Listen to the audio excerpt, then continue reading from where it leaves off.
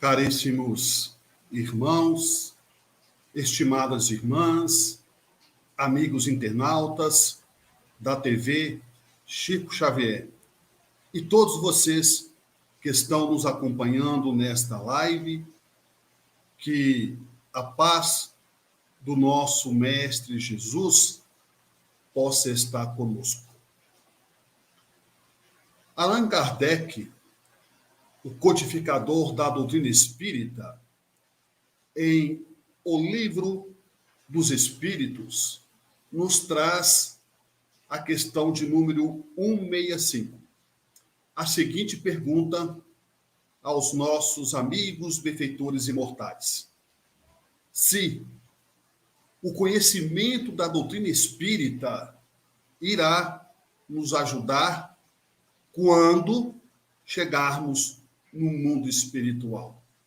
Se o conhecimento que nós estamos adquirindo aqui na vida terrestre irá nos ajudar de alguma forma ou de outra quando chegarmos no mundo espiritual. E os espíritos respondem a Allan Kardec a questão de número 165 em O Livro dos Espíritos. Eles respondem da seguinte forma: irá nos ajudar muito. Irá nos ajudar muito. Entretanto, só terá efeito se tivermos com os corações voltados para a prática do bem e a pureza da consciência tranquila.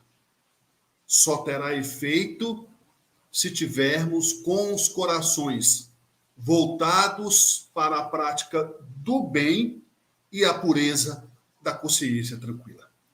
Então vejamos, caríssimos irmãos, estimadas irmãs, o conhecimento que nós temos e que estamos adquirindo na atual existência em relação à doutrina espírita, através de Kardec, através do próprio Chico Xavier, de suas obras e outros autores, só surge efeito esse conhecimento quando nós, por vez, estivermos com os corações voltados para a prática do bem e a pureza, consequentemente, da consciência tranquila.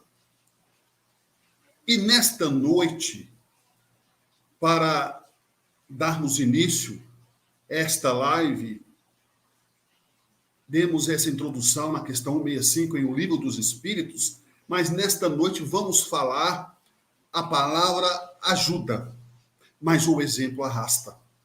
A palavra ajuda, mas o exemplo arrasta. Chico Xavier ajudava e ajuda ainda as pessoas com as suas obras clássicas de André Luiz, de Emmanuel, de Dr. Bezerra de Menezes. Chico Xavier conta que estava encarnado no nosso meio, no meio dos homens. Ele auxiliava, dando conselho, orientando as pessoas, orientando uma mãe, orientando um pai de família, um jovem. Mas a obra máxima de Chico Xavier era o seu exemplo. Eram as suas atitudes. As suas atitudes, o seu exemplo, era maior do que sua obra literária.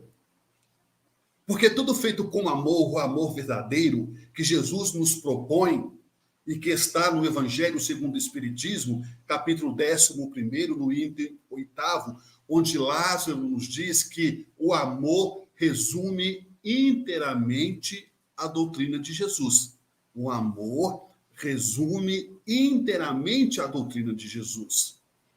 Consequentemente, são as nossas atitudes, as nossas ações que estará, mais cedo ou mais tarde, influenciando as pessoas a fazer ou procurar seguir o caminho que nós estamos seguindo e, consequentemente, o caminho do bem. Isso vale, obviamente, para qualquer religião fundamentada nos ensinamentos cristãos. Jesus, temos relato de Jesus no Evangelho, no Novo Testamento, através de João, Lucas, através de Marcos, Mateus, mas Jesus, ele foi maior com seus exemplos, com as suas atitudes. Como diz Emmanuel, tirando o espírito da letra, buscando entender de forma minuciosa, de forma mais profunda, a escritura do Novo Testamento, nós vimos que Jesus, as suas atitudes, o seu exemplo, arrastou multidão. E até hoje, arrasta multidão, arrasta as pessoas. Conhece a árvore pelo seu fruto. Conhece uma pessoa pelas suas atitudes. Como que uma pessoa, entre aspas, assim podemos dizer, que fala do bem, que fala do amor, que fala da misericórdia, que fala do perdão, que fala da paciência, que fala da indulgência para as faltas alheias, na hora de vivenciar esses valores, é o oposto. Então tem algo errado. Essa pessoa está entrando em contradição. Como que eu posso seguir o exemplo de uma pessoa que fala de amor, mas não ama? De uma pessoa que fala de paz, mas conserva ódio no coração? De uma pessoa que fala de paciência, mas é uma pessoa impaciente?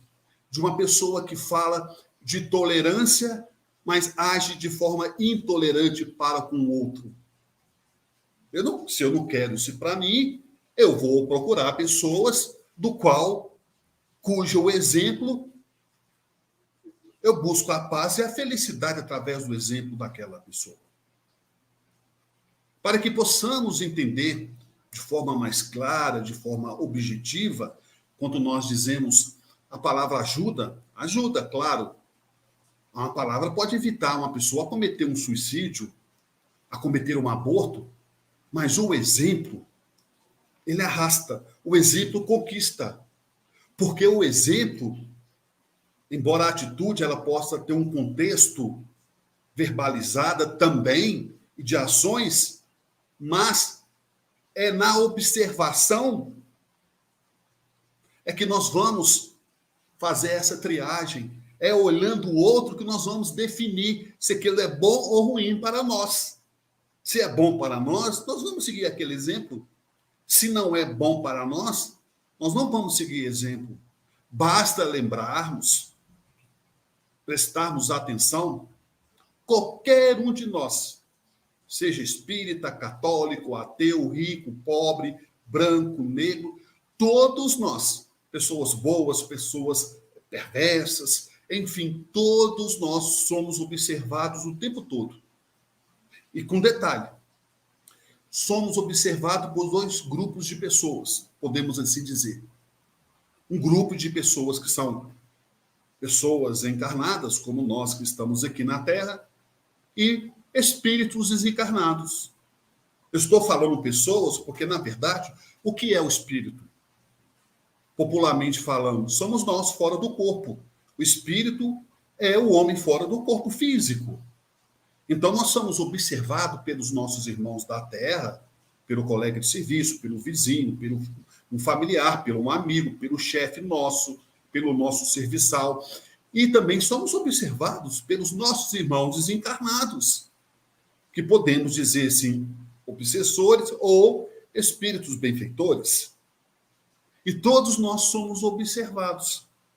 Vejam só, é mais ou menos assim, uma pessoa conversando em diálogo com a outra e diz assim, olha, eu estou querendo contratar fulano para a minha empresa e sei que você é muito amigo dela. O que você pode me dizer a respeito dela? Ah, sim, fulano, fulano. Ah, ela é uma pessoa muito calada, é uma pessoa muito prestativa, é uma pessoa extremamente responsável, é uma pessoa educada.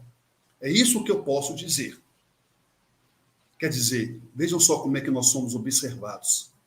A pessoa poderia dizer também uma outra colocação a respeito daquela pessoa. Olha, dizia ao chefe dela, embora eu não conheço muito aquela pessoa, é meu vizinho, mas já que você está perguntando, pelo que a vizinhança comenta na rua, é uma pessoa muito boa, é uma pessoa generosa, é uma pessoa comprometida com o trabalho dela, embora encontre-se no momento desempregada, mas é uma pessoa que toda a vizinhança fala bem. Então veja só o que é as nossas atitudes, como tem ressonância, como repercute na visão das pessoas. E o patrão, por vez, convida aquela pessoa a fazer um teste para trabalhar na empresa. Mas acontece ao contrário também. E pergunta, você que conhece aquela pessoa, que é vizinho daquele cidadão, como que ele é, o comportamento dele? Olha, eu não tenho muito contato com ele não, mas é uma pessoa assim, muito, uma cara fechada, é uma pessoa que não dá um bom dia, a vizinhança reclama que ele já arrumou briga com o vizinho da esquerda, que já arrumou briga com o vizinho da direita, é uma pessoa muito intolerante, é uma pessoa que não tem compromisso com nada. Quer dizer, nós somos observados o tempo todo, tanto fisicamente e moralmente. É muito comum. Ah, você conhece fulano? Ah, sim, conheço. Ah, um que usa óculos, um meio calvo, barbudo, é esse mesmo. Ah, você conhece fulana? Ah, sim, conheço. Você está falando uma alta, loura, dos olhos azuis, é essa mesmo. Ah, você está falando do ciclano que tem uma cicatriz assim, é esse mesmo. Então as pessoas nos observam e inconscientemente também nós observamos as pessoas. Tanto a parte no contexto corpóreo, no contexto físico, quanto no contexto espiritual, tanto nos valores morais. Se a pessoa é uma pessoa que tem atitudes nobres, que tem a atitude como um cristão, ou não. Em poucos minutos, é capaz de observar uma pessoa e fazer uma pequena análise. Não um julgamento. É completamente diferente de julgarmos, no sentido de condenarmos, de emitirmos a nossa opinião pessoal. Embora as aparências se enganam. Mas, voltando à ideia principal do vídeo, voltando à ideia principal da nossa fala, entendemos que a oportunidade é dada a todos nós. A oportunidade é dada a cada um de nós de fazermos o bem, de renovarmos as nossas atitudes.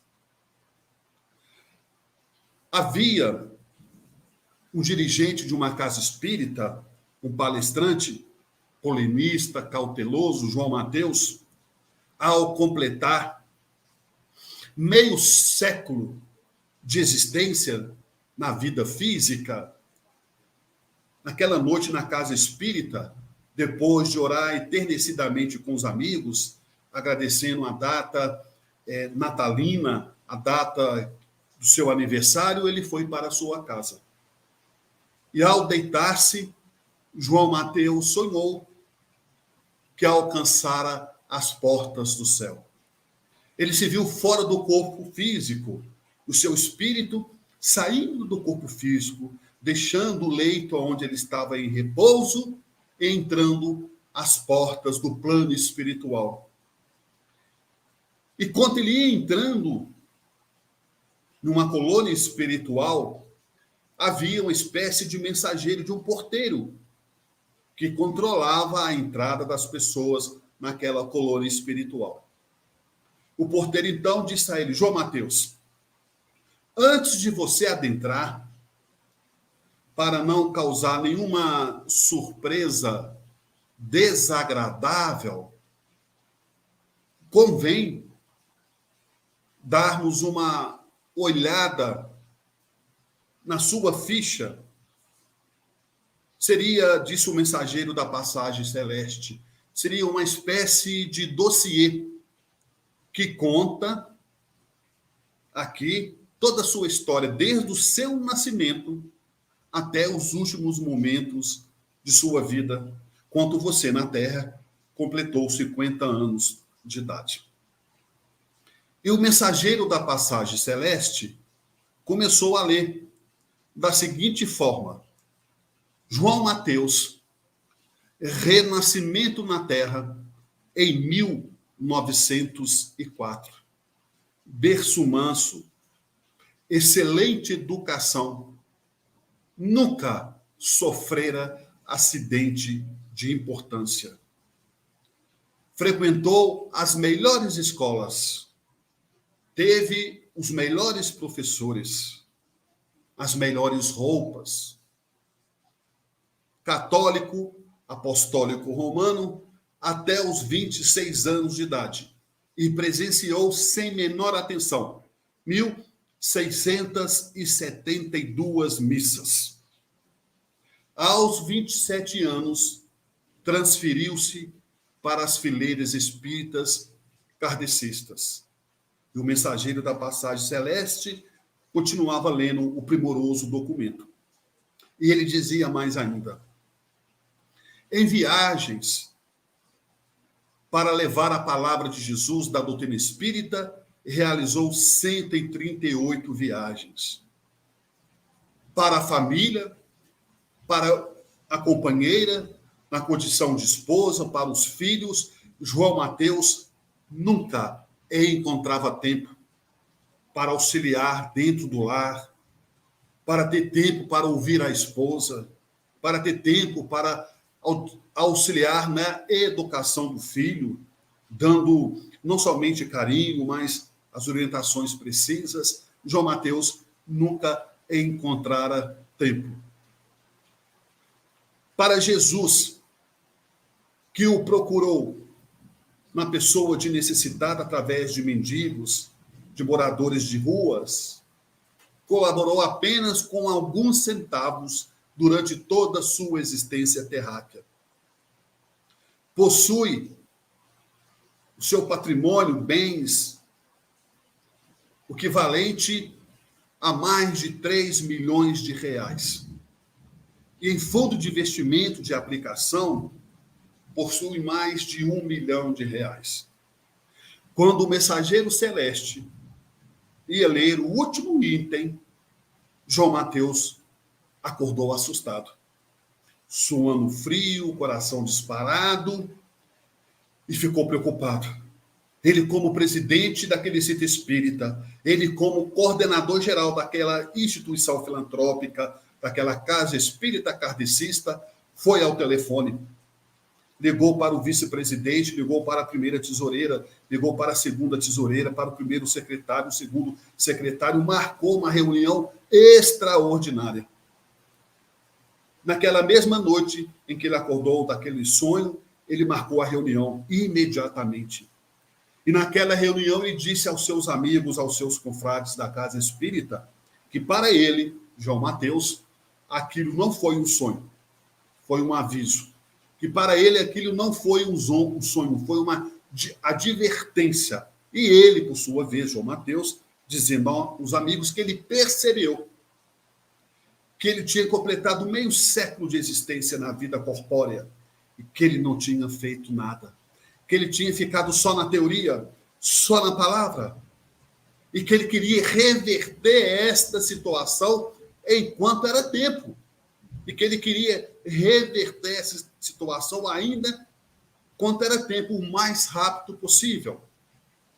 Então ele disse aos amigos, aos seus colegas da casa espírita, aos trabalhadores do centro espírita, que ele iria fundar uma creche e que no dia seguinte, todos eles, às 8 horas da manhã, poderia ir na sua casa, que ele iria delegar as tarefas para cada um.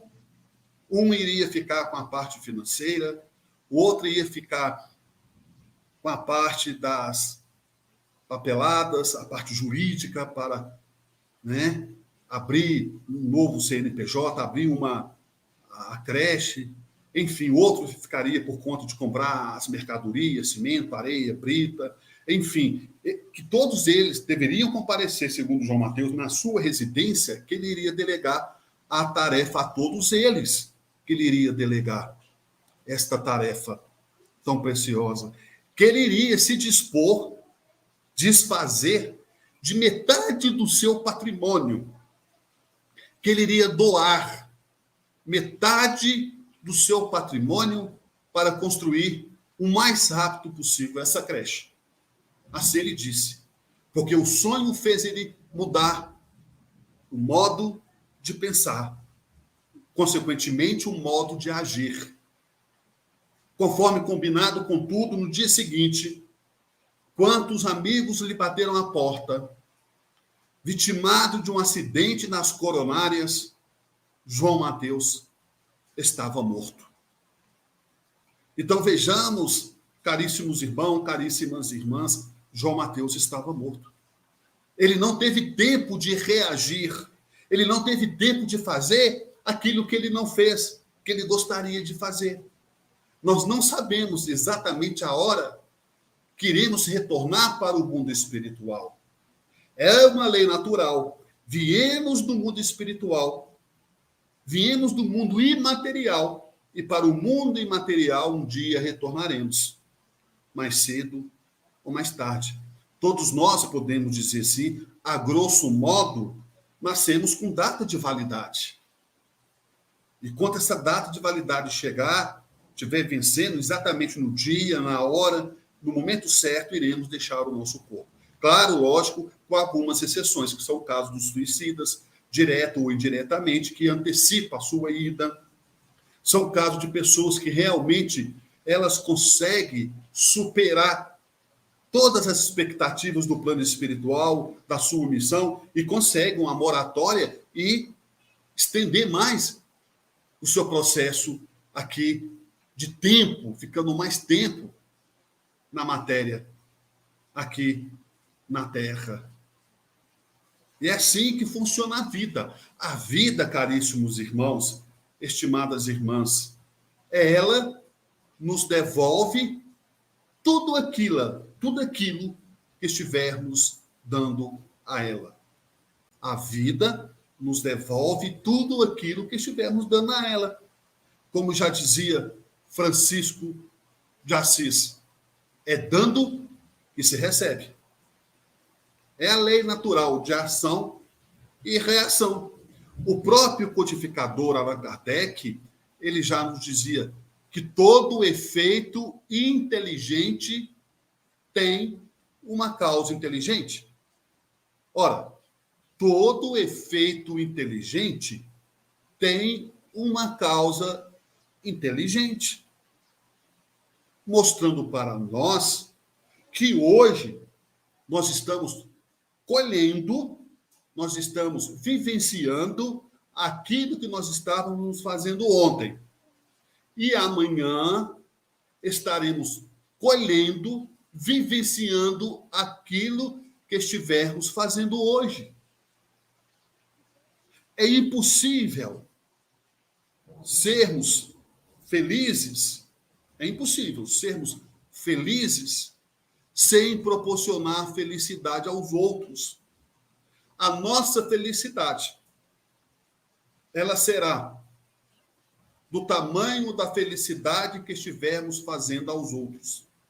A nossa felicidade será exatamente do tamanho da felicidade em que estivermos fazendo aos outros. E a nossa infelicidade será a mesma coisa. Ela será também do tamanho da infelicidade em que estivermos fazendo aos outros.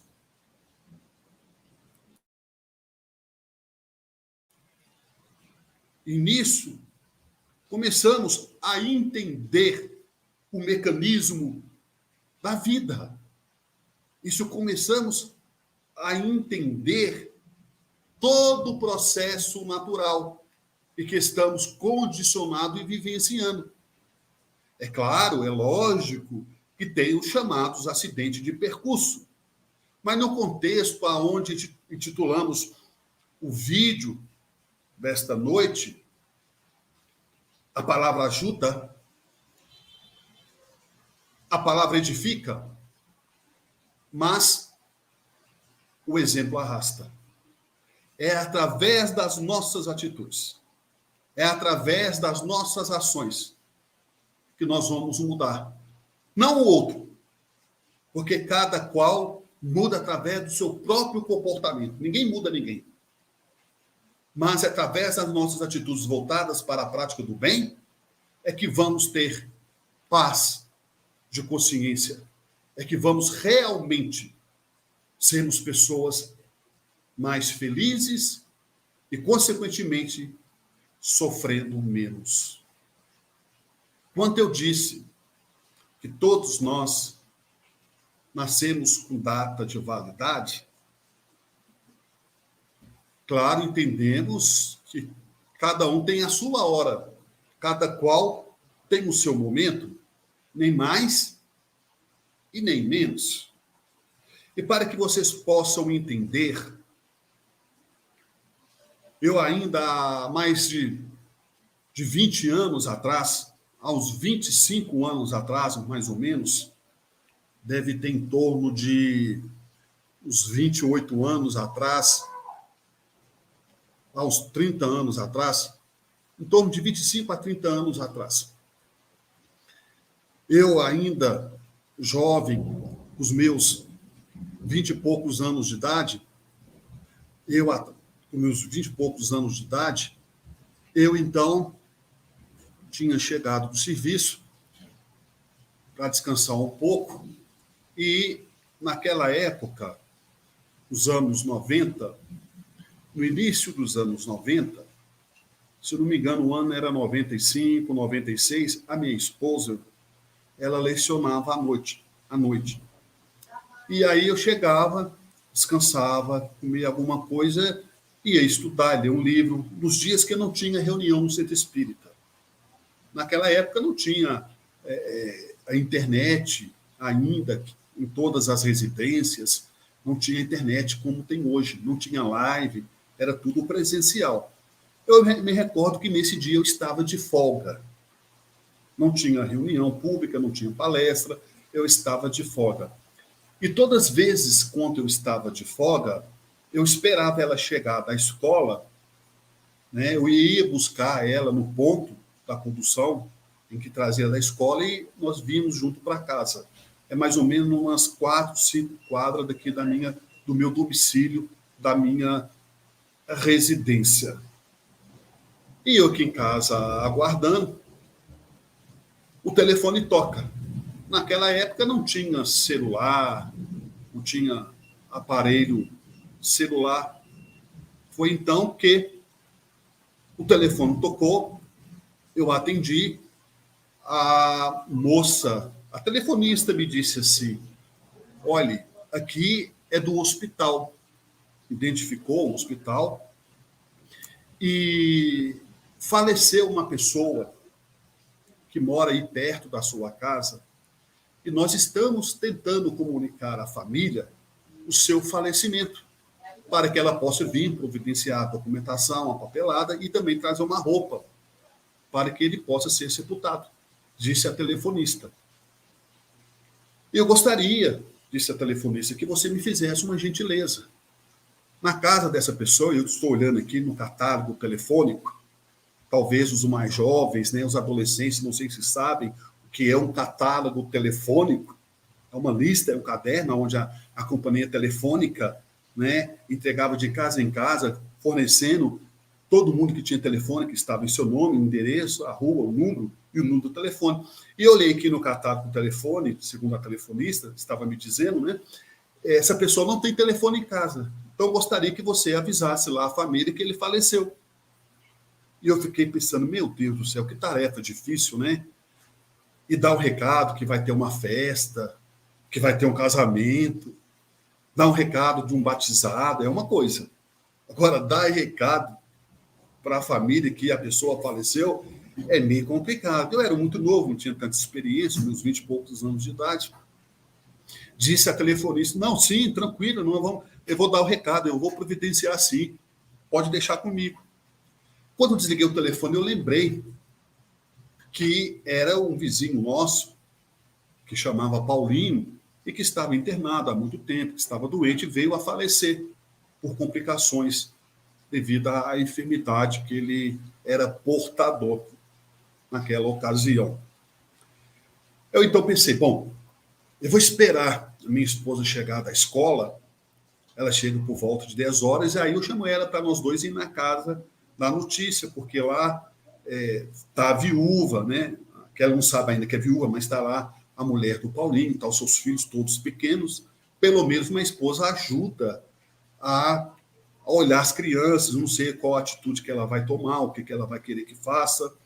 E com isso, então, já era 10 horas da noite, 22 horas, eu fui até o ponto do ônibus buscar a minha esposa. Ela desceu, eu busquei no caminho, nós dois íamos conversando, eu disse a ela, olha, ligaram do hospital, que o nosso vizinho faleceu, no momento ele está sem telefone, e temos que ir lá avisar a família. Ela disse, não, sim, nós vamos lá avisar, só vou deixar o meu material de escola lá em casa e nós vamos lá avisar. Ela entrou dentro de casa, aqui da nossa casa, deixou o material de escola e fomos avisar o vizinho. Era perto, algumas casas depois da nossa, alguns metros da minha residência. Quando eu chamei, não tinha campainha, eu chamei, ela veio. Quando ela me viu, ela já apavorou, já foi gritando, o que foi, o que aconteceu, meu Deus do céu, o que foi? Fala, meu Deus do céu. E naquela ansiedade, eu falei, olha, ligaram do hospital, infelizmente, não teve jeito, ele morreu, e aquela coisa, eu falei, infelizmente ele faleceu, e a mulher começou a gritar, ficou totalmente em estado de choque, as crianças chorando, as crianças corriam, e eu falei com minha esposa, olha, fique com as crianças, que eu vou tirar ela daqui, e ver, conversar com ela, se está precisando de alguma coisa. Minha esposa ficou na casa com as crianças, e eu levei até na minha casa, dei uma água para ela, acalmei ela e falei, olha, o momento que eu posso te ajudar, eu vou oferecer os meus préstimos, o telefone meu, se você quiser usar, o que eu puder ajudar. Naquela época eu não tinha carro, eu disse, olha, eu não tenho automóvel, mas se você quiser, eu vou providenciar um táxi, alguma coisa para te levar até o hospital, que o hospital era longe, e ela disse, eu posso usar seu telefone? Eu falei, pode, claro. Ela foi e ligou para um parente dela. Diz ela que ligar para um parente dela que mora numa zona rural aqui perto da nossa cidade, em Sete Lagoas, Minas Gerais. Uma região aqui perto, rural, uma região de muitos fazendeiros. E aí, ela disse, a pessoa de lá atendeu, ia conversando com o primo dela, tal, desligou o telefone e me disse, não, pode ficar tranquilo, eu já avisei o meu primo, ele vai vir cá tomar as providências para o funeral, o meu primo Piscuila. Quando ela falou meu primo Piscuila, eu achei um tanto assim, meio esquisito esse nome. Não estou aqui fazendo nenhuma demagogia, nenhuma crítica, mas eu achei estranho, né? Um nome diferente. Piscuila. Eu já tinha ouvido nomes estranhos, mas como esse eu nunca tinha ouvido aquele. Eu gravei aquele nome Piscuila. Achei estranho. E ela foi e me disse: você poderia fazer um favor para mim? Eu falei: faço, claro. De você vestir o meu marido. Aquela hora, quando ela falou vestir o marido, me deu um aperto no coração, não sei porquê. Me deu um aperto no coração. Eu falei: não. E eu tentando demonstrar a maior naturalidade. Não, claro, eu visto. Aí ela foi na casa dela, pegou a roupa, dobrou a roupa, pôs uma sacolinha, dessas sacolinhas de plástico. Para vocês entenderem, eu estou falando do ano de 1995, mais ou menos, 1996. Naquela época aqui na cidade, uma cidade pequena, hoje já é pequena, naquela época, há 20 e tantos anos atrás, era mais pequena ainda, não tinha um recurso como tem hoje de funeral, de plano de saúde, onde você paga a mensalidade por mês, enquanto um ente querido morre, uma pessoa vem a falecer, eles cuidam de tudo, veste, faz maquiagem, enfim, né? Faz todo o serviço funeral. Naquela época não tinha. A família, um amigo, enfim, um parente que tinha que vestir o falecido. E lá fui eu. Eu pensei, meu Deus do céu, como é que eu vou fazer? Liguei para um colega meu. Eu já espertamente, para não ir sozinho, liguei para o colega meu. Ele foi até a minha casa de carro, entramos no carro dele, levei a sacolinha de plástico. Essa sacolinha que a gente carrega no mercado, né? Enfim, levei a roupa lá do falecido lá. E quando chegou na porta do hospital, eu querendo dar uma desperta, morrendo de medo, eu nunca tinha vestido um cadáver, né? Seria a primeira vez. Aí eu disse a ele, veste para mim. Quando eu olhei para ele, com o meu colega, e dei a sacolinha para ele, ele estava olhando as estrelas, né, dentro do carro, pela janela. Nossa, que noite bonita. Fez de conta que não escutou. Eu pensei, bom, Se ela delegou em confiança a minha pessoa, por que eu vou ter medo? Se eu aprendi desde pequeno, que eu vim de família espírita, meu pai sempre me ensinou. Meu pai era muito brincalhão, às vezes dizia, oh, você não tem que ter medo dos mortos, você tem que ter medo dos vivos. Porque os mortos não vai poder te fazer nada, o que vai te poder fazer é os vivos. E de fato é, porque na verdade a gente não morre, né? A gente continua vivo. E aí eu pensei, não, eu vou lá vestir ele. Levantei, era uma época de frio, junho, mais ou menos, julho. Eu não sei porquê, talvez se tiver algum internauta que saiba me explicar, pode deixar nos comentários aí, que faz frio no hospital. Não sei porquê o hospital faz tanto frio, principalmente nessa época de inverno. E estava um frio dentro do hospital, mais frio do que lá fora. Um frio. Aí eu fui com a sacolinha, né? Cheguei na recepção, me identifiquei, mostrei a identidade, levei a documentação dele e disse que eu era o vizinho dele, que eu fui vestir ele, que ele estava no necrotério. A recepcionista falou, olha, o senhor vai seguir esse corredor, o senhor está vendo esse corredor? O senhor vai seguir ele toda a vida. Quando ela falou que eu tinha que seguir o corredor toda a vida, eu olhei aquele corredor lá no fundo. Aquilo já me deu um aperto no coração. Me deu um nó no coração. Eu pensei, meu Deus do céu, é hoje. Ela falou, depois que o senhor seguir o corredor toda a vida, o senhor desce a escada, desce no subsolo, vira à direita e segue toda a vida. Aquilo foi me dando um medo, um pavor, eu imaginando tanto que eu tinha que andar para chegar lá no necrotério.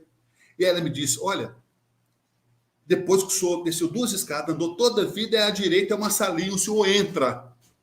Eu pensei, meu Deus do céu, uma sala pequena, eu lá, no fim do hospital, no subsolo, meu Deus do céu. E fui. Não disse nada à recepcionista e fui com a sacolinha. A hora que eu dei alguns passos, ela foi e gritou. Gritou meu nome, fulano. Né? Eu tinha dado meu nome na entrada, ela gritou meu nome, eu olhei para trás, já assustado já. Ela falou, você não repara, não, quando você chegar lá, uma das lâmpadas está queimada, mas é assim mesmo, só uma que está funcionando. Eu pensei, meu Deus do céu. Pensei comigo, imaginei uma cena de terror. Eu chegando lá e só uma lâmpada dentro do necrotério acesa e a outra queimada.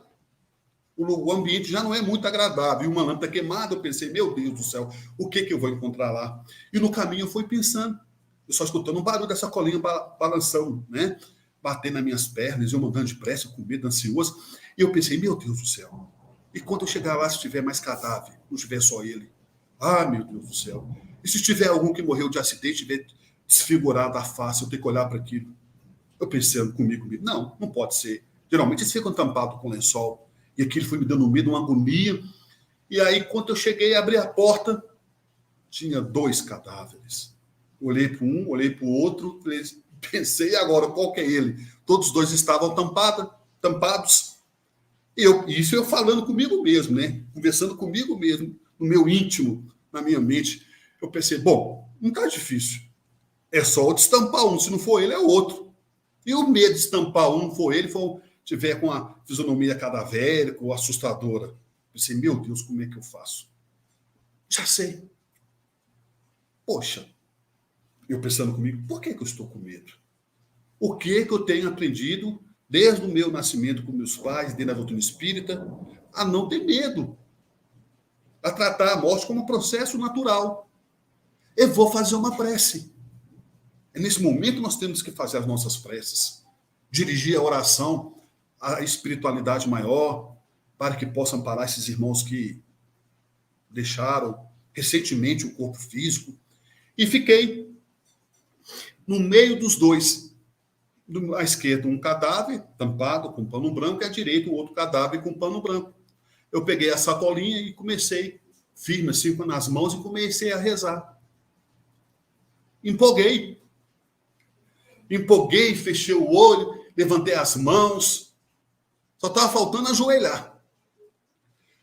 No momento que eu estava fazendo a prece, nessa parte eu virei e falei assim, me recordo exatamente como fosse hoje, como fosse nesse momento agora. Eu disse que os nossos amigos benfeitores espirituais, vejam bem, que os nossos amigos benfeitores espirituais possam amparar esses 2 irmãos que acabaram de desencarnar. Quando eu falei esses 2 irmãos que acabaram de desencarnar, o da esquerda levantou. levantou com o cabelo arrepiado, olhou para mim com os olhos bugalhados, falou assim: 2 não, só um. Quando eu olhei para ele, eu falei assim, eu pensei, 2 não, só um, 3 comigo, quem vai desencarnar agora sou eu. Nas pernas tremeram, eu fiquei sem pernas, eu fiquei branco, eu fiquei pálido, eu falei assim, agora eu vou desencarnar. E ele olhava para mim, eu olhava para o cadáver, eu falei assim, meu Deus do céu, eu já vi entidade em reunião pública, espírita, agora cadáver falar é a primeira vez. Ressuscitar, a não ser na passagem Jesus com Lázaro. E ele olhou para mim, eu olhei para ele e falou assim, calma, não precisa ter medo. Eu pensando, eu já perdi a avó, já perdi, enfim, já perdi tudo. Ele disse, calma, eu não sou falecido não, eu sou o Pisquila, primo do Paulinho que faleceu. A hora que ele falou Pisquila, primo do Paulinho que faleceu, me deu um alívio. Mas o alívio foi de susto, tão grande que eu não aguentei ficar em pé. Eu sentei, falei, se eu me desculpar, vou sentar. Eu olhei para ele e falei, não, eu sou o Paulinho, eu sou cunhado da Eliane, eu sou primo do Paulinho, meu nome é Pisquila. Aí eu olhei assim e pensei, ai meu Deus do céu. E custei acreditar que se tratava de uma pessoa que estava realmente viva e não tinha falecido. Aí eu lembrei do Pisquila, daquela conversa que ela teve no telefone, na minha residência, horas antes, e lembrei e falei, você que é o Pisquila que mora em tal lugar, e falou, sou eu mesmo, sim. Eu falei, meu filho, você vai me desculpar, que eu achei que você estava falecido também. Você deita e tampa com lençol. Qualquer um ia achar que você estava desencarnado, que você estava morto. Ele falou, não, você me desculpa, eu não queria assustar, você me perdoe, é que eu cheguei aqui, e não dormi nada essa noite, recebi o telefonema, vim para cá e essa luz estava incomodando. A única luz que tinha estava em cima dele, a outra estava queimando, essa luz estava me incomodando. E eu peguei e deitei aqui, acabei cochilando e cobri com um lençol para a luz não incomodar. Eu tirar um cochilo até você chegar. Eu falei, olha, você vai me desculpar, com todo respeito, aqui está a roupa dele, você veste ele que eu não tenho condições. Eu não tinha. Eu tremia tanto que eu não tinha condições de colocar a roupa no falecido. De susto, de estado de choque que eu fiquei. Então, vocês vejam só, meus irmãos e minhas irmãs, fácil é ensinar com as palavras, difícil é instruir com os exemplos. E na hora de eu prestar meu testemunho, de eu dar meu exemplo, eu recuei, eu fiquei com medo, como talvez muitas pessoas no meu lugar ficariam. Talvez nem chegariam aonde eu cheguei, dentro do necrotério, para se colocar à disposição de vestir o defunto. Mas não ia adivinhar que um suposto, um falso cadáver ia levantar e conversar comigo. Pelo amor de Deus. Uma experiência horrível, mas graças a Deus era pessoa como eu, não era o cadáver que estava conversando comigo. Mas a vida é isso. Nos apresenta surpresas, ora agradáveis, ora surpresas desagradáveis. O importante, meus irmãos e minhas irmãs, é darmos o nosso amor a quem quer que seja. E dar amor é respeitar a opinião do outro, é calar na hora certa, porque silêncio não é sinal de covardia. Muitas das vezes é sinal de sabedoria. Respeitar, seja quem for, independente de crença, de credo, independente de cor, de classe social. É agir com compreensão, buscando a tolerância, a indulgência para as faltas alheias, o perdão das ofensas. É desejar de bom para as pessoas, é fazer com o outro aquilo que nós gostaríamos que o outro nos fizesse. Vivemos num mundo que às vezes parece um caldeirão, que vai explodir a qualquer momento. Pais violentando as próprias filhas, filhos tirando a vida dos próprios pais, no trânsito, qualquer atrito, um já tira a arma, já saca a arma e dispara o revólver contra o outro, queimando, matando a queima-roupa. É a corrupção, as catástrofes, é desastre, é guerras entre a Ucrânia e a União Soviética, é a miséria, a fome que atinge os lares humanos. Aqui mesmo no nosso país, no nosso Brasil, é o desemprego, é todas as dificuldades que vivenciamos no dia a dia. Mas lembremos-nos que Deus não desampara ninguém. Ante qualquer dificuldade, não desanimem, persistem mais um tanto, mesmo que seja varando a sombra dos próprios erros. Ante os pesares da vida, observa a alma querida, a dor que ilumina a vida. Sob as provas tais quais são, a terra é uma grande escola, de que temos usufruto, lembrando enorme instituto de trabalho e elevação. Nascemos e renascemos, atendendo às leis concisas, conforme as lições precisas que temos nos para dar, no serviço que nos cabem, naquele com quem vivemos, jaz em ponto supremo do nosso próprio lugar. Nas tarefas em que estejas, cumpre o dever que te assiste. Se a vida parece triste, não te queixes de ninguém. Cada pessoa na terra intimamente é chamada a servir de estrada a estrada para a vitória do bem. O homem robusto e moço que administra a riqueza traz por suas vezes o rude e acesa a fogueira da aflição.